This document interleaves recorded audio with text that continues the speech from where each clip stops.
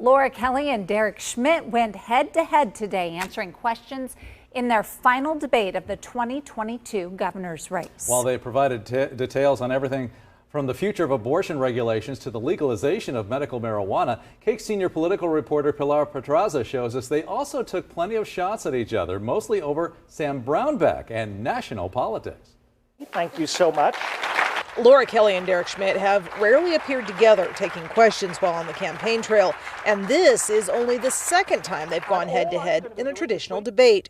The two leading contenders to be Kansas governor next year, more than once taking over the moderator's job, asking each other questions. Knowing what we know now about what that tax experiment did to our state, including our schools, would you veto it if it came across your desk?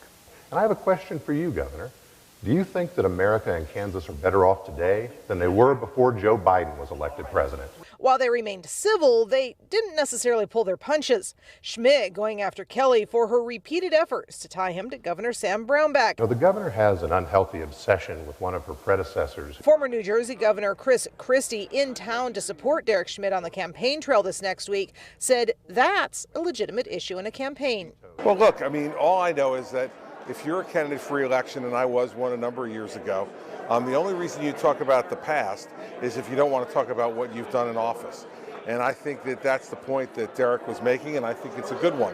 I talk about my record all the time. I mean, fully funding the schools, closing the bank of KDOT, reforming the foster care system. Kelly, meanwhile, striking back over Schmidt's attempts to bring national politics into Kansas. For my entire time in the Senate and for my entire time in the governor's office, I have stayed focused like a laser on Kansas, not on the federal government.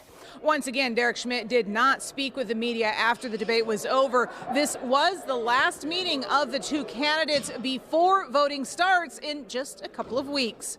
From Overland Park, Pilar Pedraza, KAKE News on your side.